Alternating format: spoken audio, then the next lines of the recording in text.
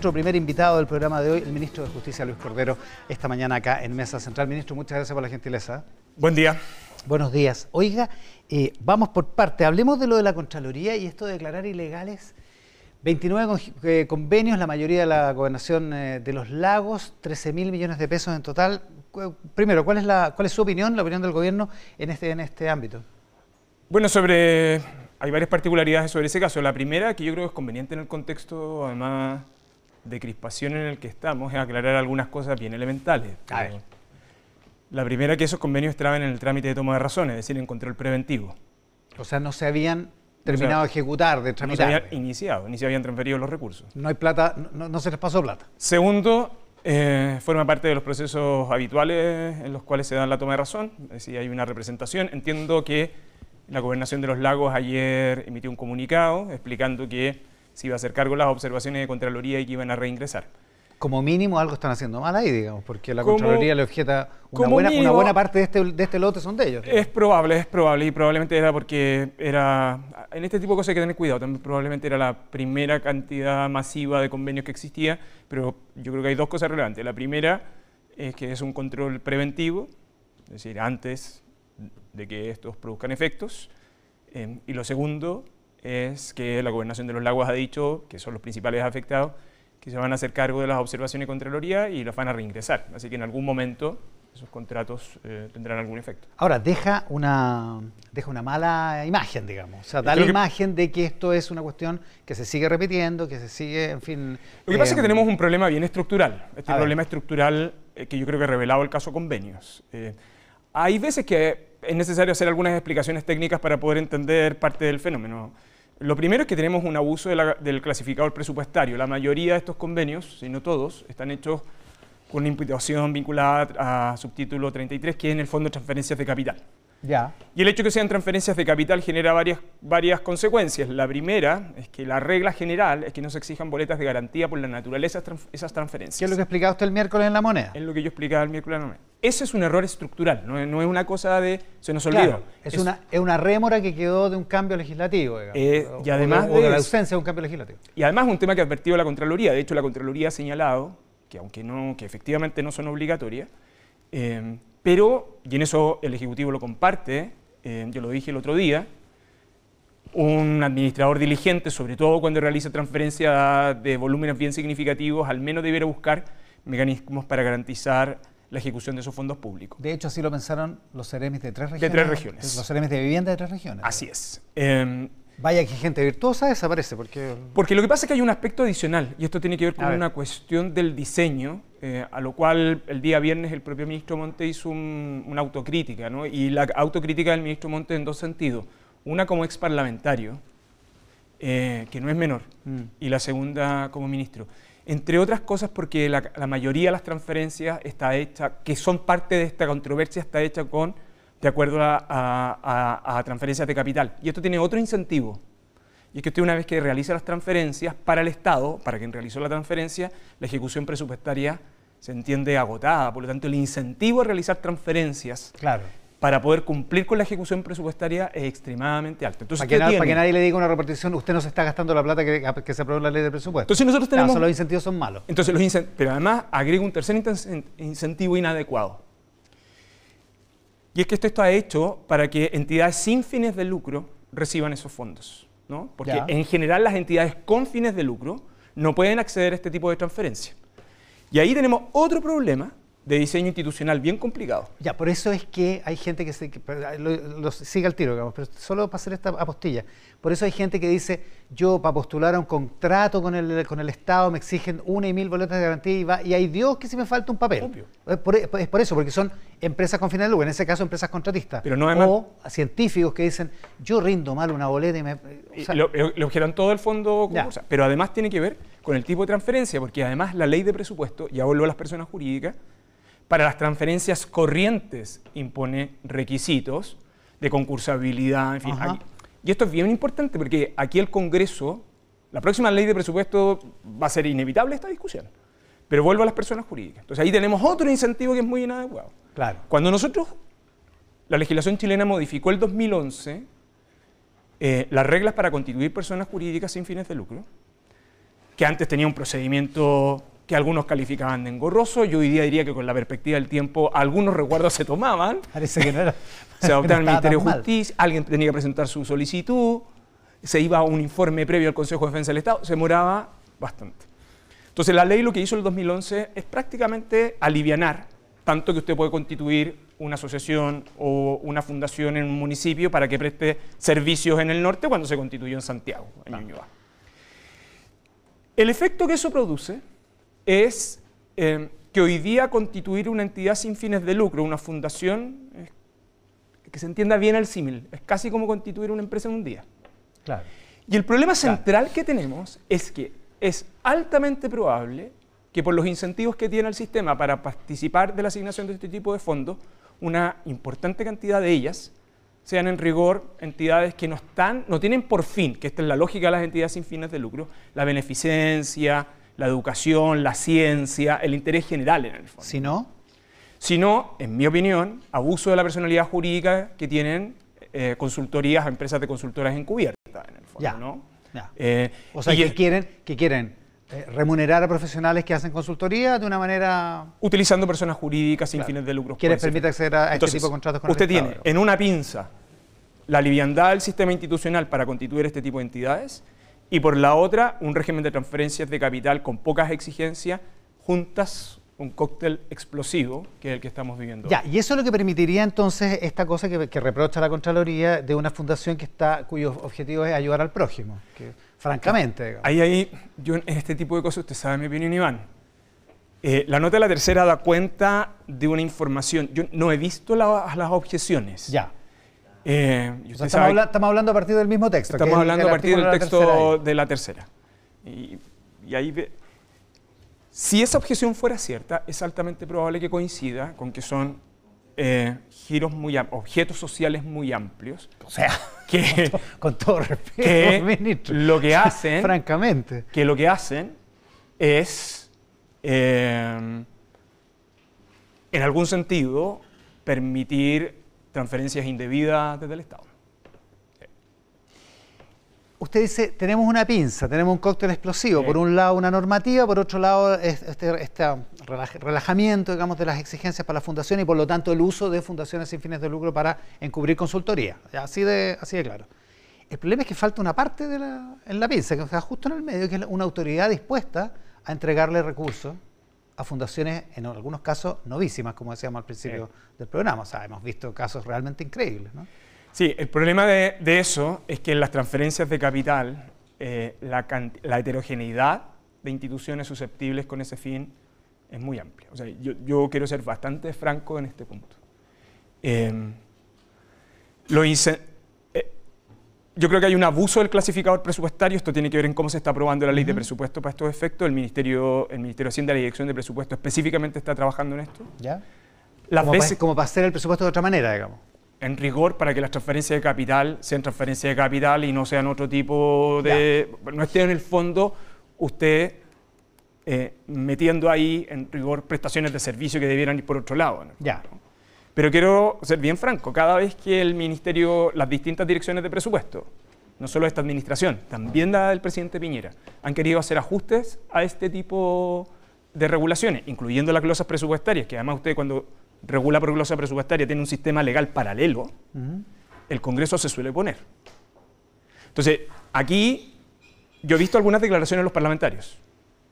Y como que los parlamentarios aquí no tuvieran nada que ver en este sentido. Ya, o sea, usted dice, cuando se ha querido cambiar esto hay presiones políticas porque a los parlamentarios les conviene mantener una cierta parte de este esquema. Lo que pasa es que, la ley de presupuesto es la ley más importante todos los años que se debate en el Congreso. Y tiene dos criterios bien relevantes. Por un lado, la ley de presupuesto permite una flexibilidad de gestión pública, una cantidad importante de políticas públicas nosotros lo hacemos por glosas presupuestarias. Así comenzó el ingreso ético familiar, Chile crece contigo, gratuidad universitaria, o sea, y así las becas escolares descansan en buena parte... La PGU, para que estemos... O sea, que no estemos... Entonces, lo que quiero decir es que los incentivos son muy grandes. Y lo segundo es que es utilizado como mecanismo de control del gobierno. Probablemente uno de los mecanismos de control del gobierno más estrictos está en la ley de presupuesto. Entonces, el Congreso tiene muchísimo protagonismo en la ley de presupuesto. Entonces, cada vez, de esto pasó con la administración del presidente Piñera. El presidente Piñera quiso reducir el número de glosas presupuestarias y el Congreso se opuso. O más bien planteó sus objeciones. Esta ley de presupuesto, la de este año, producto de lo que ha sucedido ahora, ¿ya? Yo supongo que vamos a compartir que hay una cantidad importante de transferencias que no deberíamos seguir manteniéndonos en esta lógica, por más flexibilidad que tenga para el cumplimiento de otros fines públicos. Pero eso de nuevo es estructural. Lo que falta es una pieza que es personal, individual, voluntaria y eventualmente que provoca responsabilidad política, que es la decisión de muchos, en estos casos Ceremi, que se pusieron de acuerdo o imitaron el esquema de una región a otra. La cosa es que empezaron a darle plata a fundaciones que se habían creado casi ad hoc, casi para hacer este ocultamiento de consultorías o de lo que fuera, digamos. Consultoría, yo creo que en el mejor de los casos. Pero igual es un problema. Igual no es un problema. Es que ahí tenemos luego la diferenciación. Tenemos un problema estructural. Ese problema estructural hay que resolverlo, y yo creo que va a ser inevitable la ley de presupuesto. En segundo lugar, una cierta flexibilización en el mecanismo que genera incentivos para un uso discrecional, en algunos casos arbitrario. Y lo tercero, casos derechamente que tienen que ser calificados de corrupción. Porque, y esto es bien importante. A ver, ¿cuáles son esos? Yo creo que Democracia Viva es un caso. Yo lo dije el otro día. ¿Qué es corrupción? Lo que pasa es que ¿Por qué es corrupción en ese caso? En el entendido y definamos para estos efectos qué es lo que yo entiendo o lo que se entiende tradicionalmente para estos efectos como corrupción. Lo primero es que usted puede entender corrupción como la infracción a la ley o la comisión de delitos como cohecho, en fin. Pero hay una segunda acepción que es la que en principio nosotros debiéramos compartir, que es el ejercicio abusivo de la posición de autoridad para obtener un beneficio privado, aunque no sea constitutivo de delito. En esa segunda dimensión, uno debe entender que estamos en presencia de casos de corrupción. Y en el caso de Democracia Viva es un ejemplo como de los 10 temas que uno podría detectar. Aunque no haya delito, aunque esté de acuerdo a una legislación que podríamos considerar mala, pero que existe. Porque hay reglas de prudencia de gestión pública que usted lo lleva a no tomar las decisiones como se adoptaron. Y cuando no se toma en cuenta esa prudencia, que es una de las virtudes cardinales, esa prudencia de la autoridad en repetidas ocasiones, ¿no tiene la gente derecho a pensar que estamos frente a un esquema diseñado, como han acusado algunos? Es que lo que pasa es que el esquema diseñado, que es lo que le atribuyeron al ministro Jackson, el esquema diseñado... La carta de la UDI le atribuyó un poco más que... Sí, y yo creo que, bueno, eso es un gran error, pero eso supone una configuración deliberada. Yo creo que en estos casos... ¿Falta para decir algo así? En algunos casos pueden haber provechos de quienes constituyeron esas fundaciones, pero desde la autoridad lo que hay, además, es una inercia institucional, porque esta es una dinámica que viene hace muchos años. De hecho, claro, lo que pasa es que yo puedo venir con una dinámica y decir, mire, me nombraron Ceremi ahora, las cosas se hacen así. Oye, pero mira, ya que se hacen las cosas así, amigo mío, ármate una fundación y yo te paso la plata. Es que ese es el problema. Ese es el problema. Y si eso se imita, ¿no parece razonable pensar que esto fue una cosa deliberada para que esas fundaciones o las personas a cargo de esas fundaciones se beneficiaran por una u otra vía? Yo creo que por ahora tenemos casos específicos sobre ese punto. Yo creo que el caso de Democracia Viva es un ejemplo. La suscripción de un acuerdo con conflicto de interés, una asignación directa, no tomó los resguardos en relación a un régimen de garantía porque inmediatamente transfirió, pudo haber transferido parcialmente. Cuarto, un contrato o un convenio que el plan de trabajo se presentó con mucha posterioridad. Quinto, un mecanismo de rendición que no se cumplió adecuadamente. O sea, usted pasa eso por un test de auditoría, no lo resiste. Pasa ninguno. O sea, es altamente probable que la auditoría de la Contraloría sea extremadamente severa en al menos estos 5 puntos. Que es muy, lo que pasa es que mirado... Ya, pero usted dice, esto es un caso aislado. Usted dice, en este caso está muy identificado. En ese caso. Y hay otros casos que parece que en van los por el otros mismo casos camino. Y de hecho, a lo mejor no hay una diputada metida en el medio. Digamos, en los otros casos que están siendo objeto de investigación. Pero este es un caso muy evidente, tanto así que se le puso término unilateral al contrato, se ordenó la devolución, la fundación no decidió hacerlo voluntariamente y por lo tanto el Estado tuvo que recurrir a las herramientas que tiene para ese fin. Ayer en una entrevista en Mega el senador Juan Luis Castro del Partido Socialista, que es un partido de gobierno, ministro, dijo que le da vergüenza apoyar al gobierno. Esto a propósito de la Contraloría. A propósito de la Contraloría. Es que eso no es confundir peras con manzanas. A ver. Porque en rigor si él estaba refiriéndose a un juicio sobre la base de las objeciones de Contraloría es un problema del gobierno de los lagos principalmente. Que no es el gobierno, que no es el Ejecutivo. Entonces, yo creo que hay que hacer, y yo creo que estamos en un momento donde la declaración fácil, más bien acompañada de la pasión más que de la racionalidad, no está contribuyendo al debate público. Yo no sé si es muy apasionado el senador Castro. Lo que sí puedo saber es que cuando se multiplican los casos, la gente se empieza a enervar. La subsecretaria de Cultura, Andrea Gutiérrez, se va porque tiene 2 convenios que no tendría, entre los que tendría que haberse inhabilitado, solo que por eso se le abre un sumario, ¿no? Sí, pero es una situación distinta. Ya, es una situación distinta. Sí, pero también es distinta contribuye a la sensación de a un esquema aquí general. Nadie respeta las reglas. Exacto, a una sensación ambiente. Sí. Lo que pasa es que además Exante dice que le pasó 208 millones de pesos a una asociación de redes de cine que cumple una labor bien bonita a todo esto. Es súper malo que estén ellos desprestigiados por esto, pero estaba representado por la pareja de su jefe de gabinete, que es, con todo respeto, ministro, es como... No, eso es algo similar a lo de Democracia Viva, ¿no? A la manera en cómo se gestiona la abstención.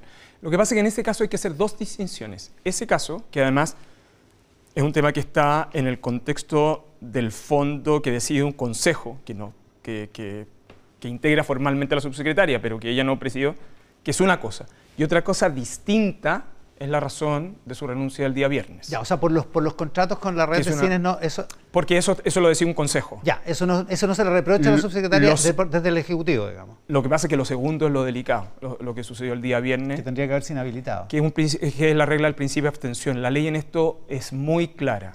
Si usted prestó servicios o trabajó durante los 2 años previos en una institución respecto a un asunto en el cual usted tiene que decidir es suscribir el documento, cualquiera sea para estos efectos, existe una regla que es un principio de abstención y ella no se abstuvo, entregó los antecedentes al Ejecutivo y la decisión correcta era su renuncia. ¿Cómo es que hay funcionarios que no saben eso? Se lo quiero decir de un modo bien franco. Esto es una dinámica que también ha sucedido en gobiernos anteriores cuando tienen sus primeras administraciones. Esto fue muy evidente también en la primera administración del presidente Piñera. No estoy haciendo ningún empate, estoy solo diciendo un diagnóstico de antecedentes. Sí, porque personas que ocupan, ¿ya? que llegan por primera vez a un cargo directivo en la administración, yo creo que en el Estado, cuando ingresan, al menos debieran tener una capacitación básica de reglas para evitar problemas en el futuro. O al menos, al menos tener contratado a 3 personas que son esenciales para evitarle problemas administrativos. Un buen jefe o jefa jurídica, un buen administrador de finanzas y un buen auditor. El caso de la subsecretaria es un caso de libro en que ella no debería haber suscrito ningún documento respecto de una entidad en la cual ella trabajó previamente en el periodo de 2 años. Ya, porque venimos con gente más o menos nueva metiéndose al gobierno desde el 2010 en adelante y nunca habíamos tenido esta proliferación de casos. No, lo que pasa es que acá estamos sumando varios casos que son distintos. Yo por eso hago son de naturaleza distinta. Son de naturaleza distinta. El de la subsecretaria me parece que sería injusto compararlo con lo que sucede en Antofagasta en el caso de Democracia Viva, como también me parece que es diferente a la situación de la representación por tomar razón en el caso del gobierno de los lagos. Pero tienen en común una cosa, que yo no, es algo que está a la vista, ¿no? Y es la sensación de falta de criterio, en el fondo, ¿no? Y eso transmite una sensación que es inadecuada a la gestión pública. ¿Y qué genera la sensación de que alguien tiene que asumir una responsabilidad política en esto, ministro? Que ha sido uno de los temas de esta semana. Sí, pero yo creo que... Pero ahí entramos en otra discusión. Yo sé que es otra discusión, pero sí. Se la estoy proponiendo. Y la discusión tiene que ver... yo creo que es correcto abrir un debate. Me parece que es legítimo un sistema democrático cuando uno habla de responsabilidades políticas. Pero a rato lo que a mí me parece es que hay como una impulsividad antes de revisar los antecedentes de exigir responsabilidad política. Mire, el mejor ejemplo es que usted toma lista a todas las declaraciones luego de la nota de la tercera ayer sobre la representación de Contraloría, y todas esas declaraciones asumen que esa plata ya estaba transferida, en fin, o sea, como la distinción de instituciones básicas. Ya, ok. Me parece que lo que hacen es que generan demasiado ruido en el debate público y el debate sobre responsabilidades también termina por diluirse más. Sí, puede ser. Y puede ser que hay un mundo político que está un poquito arriba de la pelota, ¿de acuerdo? pero cuando Más que poquito, diría yo, pero bueno. cuando los Ceremi no exigen boleta de garantía pudiendo hacerlo, de hecho hay algunos que lo hacen razonablemente, cuando se beneficia a fundaciones que se han formado 2 días antes, 1 mes antes, en fin, cuando se entrega la plata antes que se entreguen los planes en que se va a ocupar la plata, en fin, cuando pasan todas esas cosas, ¿no da la impresión de que hay un poquito de descontrol y que por lo tanto esa responsabilidad recae en los ministerios a cargo? ¿En los ministros a cargo de esa? Y yo creo que es la manera, por ejemplo, que el ministro Monte ha asumido personalmente esto. Buena parte de la responsabilidad política. Pero la responsabilidad... En el sentido clásico que entendemos. No, pero él desde el primer día ha tenido una actitud proactiva sobre este punto. Todas las cosas que hoy día... A mí yo me sorprendí el otro día cuando empezaron a hablar de la boleta de garantía. Si el ministro Monte esto lo advirtió el 5 de julio en la Cámara de Diputados. Sí, habría que ver bien qué es lo que pasaba esos días porque efectivamente esas sesiones son largas. Está bien, pero nadie puede... Los datos, no. Perdón, Iván. La comparecencia formal de un ministro de Estado a la Cámara de Diputados y al Senado, entregando información explícita que luego se olvide, me parece por pronto una irresponsabilidad o por pronto una inadvertencia conveniente. ¿De la oposición? Y también del debate público, permítame, porque resulta que las declaraciones fueron bien explícitas del ministro. Y a mí me parece que durante esa mañana donde se habla de la boleta de garantía, y como que nadie sabía, cuando la exposición había sido pública el ministro Monte. Es verdad. A mí me parece que también en el contexto del debate público uno tiene que... mire, si hay algo que yo he aprendido del derecho es que el derecho involucra racionalidad precisamente para evitar el impulso de la pasión. Y ese es el problema cuando uno utiliza el derecho para la contingencia política. Ahora, yo no quiero disculpar a los medios porque somos igualmente responsables de no haber sabido que el 4 y 5 de julio el ministro había dicho eso, pero convengamos que esos mismos días el ministro dijo que había una responsabilidad del gobierno anterior en esto. Sí, esa fue la pataleta que no, pero lo dijo, sí, está bien, pero lo dice, además lo dice está dicho en la misma frase. O sea, esto viene a partir de los convenios del 2019, porque él estaba explicando cómo venía la inercia de los convenios. O sea, fue tanto que tuvo que pedir disculpas al ministro. Sí, porque yo, al día siguiente, pero está bien. O sea, ya, pero dicho eso, usted dijo que fue un error, lo dijo en la radio ADN esa mañana. Sí. Ya, y se entendió como que la verdad le estaba quitando el piso al ministro de Vivienda. Después se entendió que usted estaba hablando de un error estructural, sí, que es lo que usted acaba de describir. Dicho eso, porque algunos Ceremis sí lo hicieron, sí pidieron boleta de garantía y otros no. O sea, digo, hay algunos que son más virtuosos, más inteligentes, más preclaros. Bueno, esto pasa este es un problema estructural que tenemos en las transferencias de capital. De hecho, hay algunas personas a las cuales en las transferencias de capital a algunos organismos le han pedido boletas de garantía y han reclamado a la Contraloría, y la Contraloría es la que definió el estándar. Mire, no son obligatorios, pero para la autoridad podría considerar prudente. Yo creo que esos casos han sido... especialmente en aquellos asuntos donde esas transferencias de capital están calificadas como tal, pero en rigor, en el fondo, son transferencias corrientes. Y yo creo que tenemos, y por eso yo rescato no solo la proactividad del ministro Montes, sino que la propia autocrítica que él formuló el día viernes. Aquí hay un problema que tendríamos que haber visto. Que tendríamos que haber resuelto hace mucho rato. Ahora, una cosa es chutear la pelota para atrás en términos de, sí, yo también fui parlamentario, y otra cosa es decir, ¿sabe qué? Como ministro, a lo mejor tendría que haber visto esto. Todos somos mejores entrenadores con el diario del lunes, o sea, pero la verdad es que da la impresión de que hay un cierto descontrol de la plata. Si estamos hablando de vivienda, es que de nuevo, volvamos a... Lo que pasa es que aquí sumamos cosas que son distintas. Porque por lo menos tres acápites distintos. Yo me tengo que meter en gobiernos regionales, analicemos los gobiernos regionales de un modo distinto. Pero en el caso de vivienda, el ministro Montes no solo ha sido proactivo, él dispuso de la información previa. De hecho, rápidamente su equipo hizo una auditoría. Buena parte de los temas que hemos conversado están en el contexto de esa auditoría. Ahora, lo que pasa es que ahora sumamos también las transferencias de los gobiernos regionales.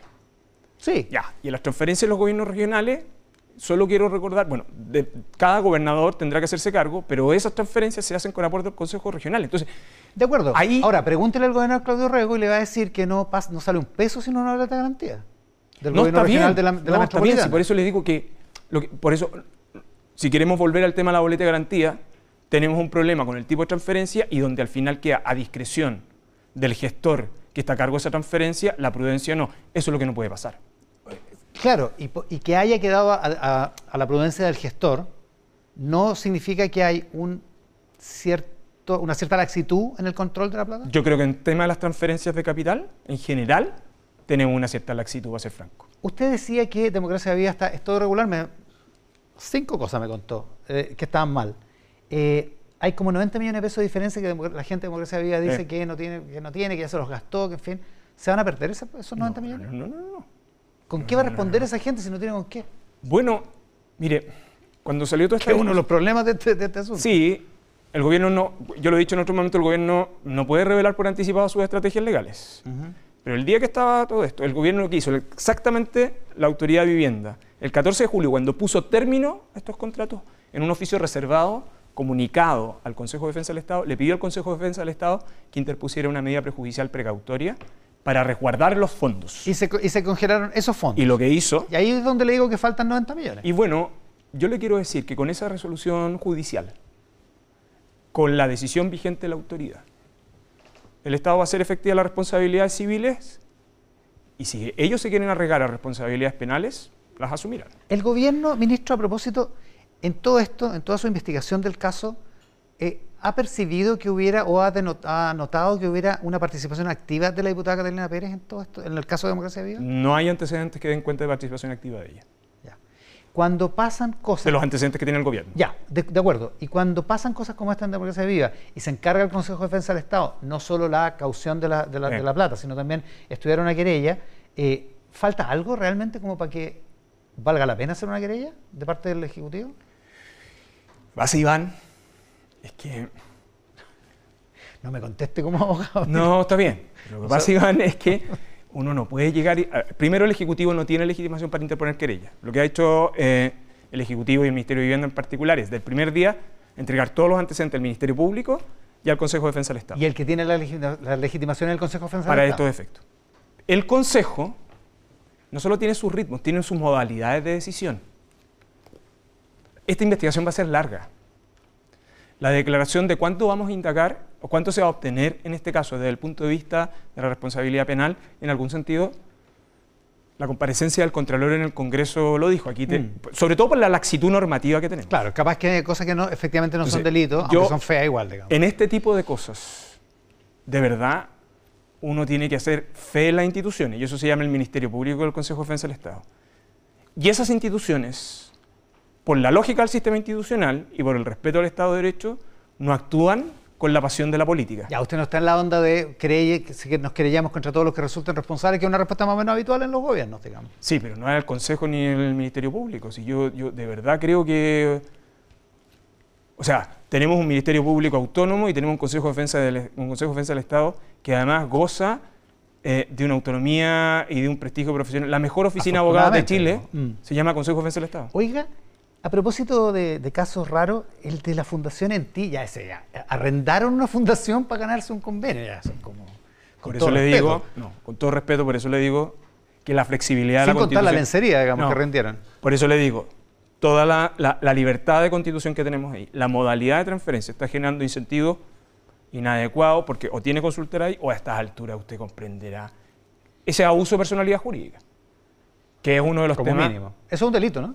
Eventualmente. Pero a propósito de abuso de personalidad jurídica, estar utilizando la personalidad jurídica del Estado, que le ha otorgado el Estado, aún en un sistema flexible, es parte de lo que está estudiando el Ministerio de Justicia en al menos 18 casos, más otro que es conocido. Ministro, que un Ceremi después se junte con la señora que arrendó la fundación y más o menos se pongan de acuerdo. Hay un problema de cuadros en el gobierno. ¿Qué pasa? Porque hay gente que francamente no entiende nada, digamos. Yo creo que no entiende las reglas básicas de la responsabilidad pública. Y yo creo que hay más que imprudencia, ahí yo creo que arriesga responsabilidad jurídica.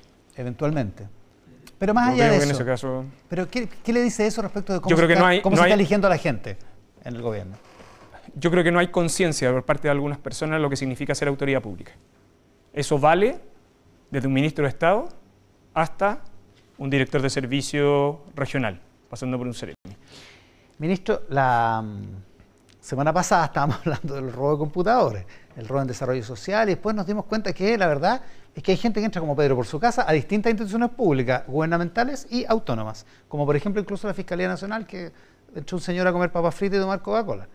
Quería conocer el edificio probablemente. A lo mejor era turismo, sí, puede ser. Oiga, pero dicho eso, ¿hay un móvil común en estos robos de computadores? ¿Qué es lo que el gobierno sabe respecto a esta indagatoria? Este es un tema que está llevando la subsecretaría, el Ministerio del Interior y el subsecretario Vergara en particular. ¿Ya? Yo no tengo más antecedentes que los que ha señalado el fiscal nacional, que es lo que explica que la Fiscalía Central Norte hubiera nombrado a una sola fiscal por el foco investigativo, que es una política que tiene el Ministerio Público cuando tiene un grupo de casos reunidos que podrían tener elementos en común. ¿Y tiene antecedente el gobierno de que haya políticos de derecha metidos en el robo de computadores, como afirmó una diputada de RD, Erika Ñanco? Mire, le voy a decir por un lado o por el otro. Hasta ahora lo que tenemos son delitos poco habituales, pero son delitos comunes. Hurtos, más bien. Entonces, a mí honestamente, la teoría de la conspiración por lado y lado me parece que lo único que hace es enredar el debate público. No hay ningún antecedente de algo así. ¿El ministro Jackson ya descartó querellarse contra la UDI por calumnia? Es una decisión personal de él. O sea, está pendiente. O sea, es una decisión personal de él. El ministro Jackson está preocupado de exhibir los buenos resultados de la CACEN. Si se querellara contra la... Bueno, es que ese es un problema, ya que lo menciona. Invitamos al ministro Jackson.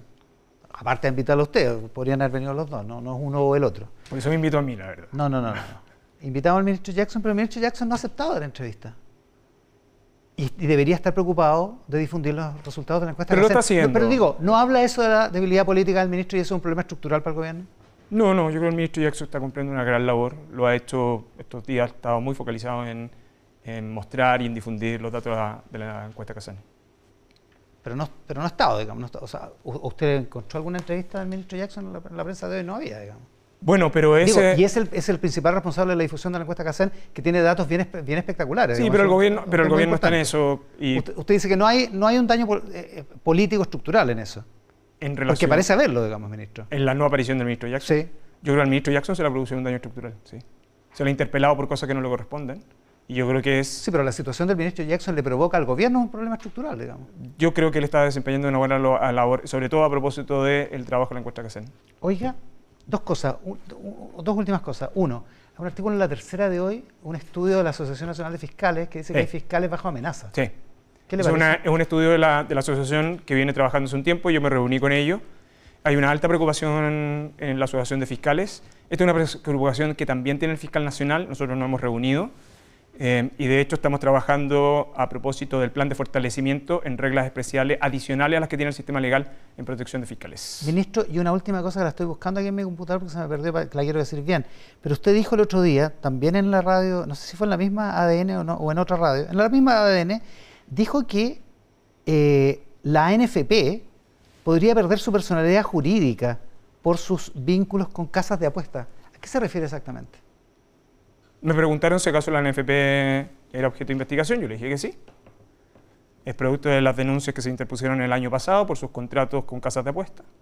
Hablamos de casas de apuestas online, digamos. Así es. ¿Ya? El Ministerio de Justicia ha llevado a cabo su investigación. ¿Qué sería lo ilegal ahí? Porque bueno, por de pronto el torneo de fútbol profesional chileno está auspiciado por una casa de apuestas, digamos. Como es un asunto que tenemos que decidir en las próximas semanas, me va a permitir que yo, por una regla de imparcialidad, no emita juicio sobre una u otra cosa. Solo la personalidad jurídica efectivamente depende del Ministerio de Justicia. Sí, lo voy a explicar, es que porque hay un match luego con cómo comenzó este programa. A ver.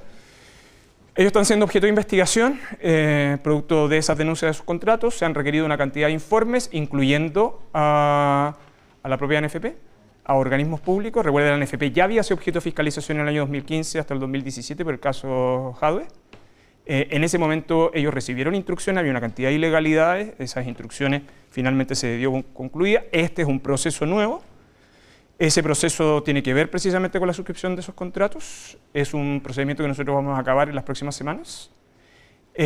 Teóricamente me preguntaron, ¿es posible que la ANFP pueda perder la personalidad jurídica? La respuesta es sí, y yo diría que con el cambio legal, este es otro de los problemas. Antes de la reforma del 2011, el comportamiento indebido de una entidad sin fines de lucro podía ser objeto de caducidad de su personalidad jurídica por parte de un decreto supremo del presidente de la República.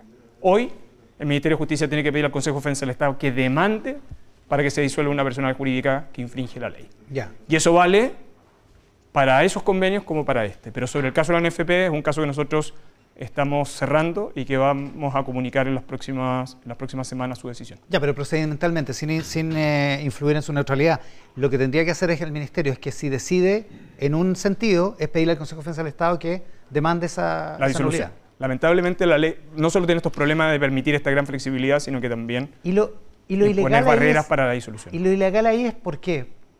Porque esa la gente, denuncia porque es, las casas online las de apuestas online hacen publicidad, hacen en fin un montón de cosas. Usted sabe que hay un debate entre quienes sostienen que son ilegales y entre quienes sostienen que no habiendo regulación hay una ambigüedad. Claro, que no que pueden, como Uber, digamos, en un sentido. Sí, yo creo que es un poquito distinto al caso de Uber, pero me permitirá que yo llegue hasta ahí por la decisión que nosotros tenemos que tomar. Ministro, en un mes más va a presentar, y no tenemos tiempo para hablarlo ahora, pero eso lo quiero mencionar, va a presentar el Plan Nacional de Búsqueda, sí. Que me parece que debe ser de las tareas más importantes de su ministerio, ¿no? Y para mí, en lo personal, sí. A ver si hablamos de eso en esa fecha. Sí, y el día viernes lo aprobó el Comité Interministerial y para mí encantado de venir a hablar sobre eso. ¿Qué significa que lo apruebe el Comité Interministerial? Que el comité, ¿Que queda listo para ser presentado? Que queda listo para que el Presidente de la República, para la firma previa al Presidente, el Presidente lo va a recibir también para su lectura y trabajo, pero esto implica un conjunto de medidas que comprometen no solo al Ministerio de Justicia, sino que a otros sectores, y por eso es tan relevante la aprobación de ayer, del viernes. El Plan Nacional de Búsqueda que se va a presentar el 30 de agosto, el día del detenido desaparecido. Ministro Luis Cordero de Justicia, muchísimas gracias por la gentileza. No, por favor, gracias a usted.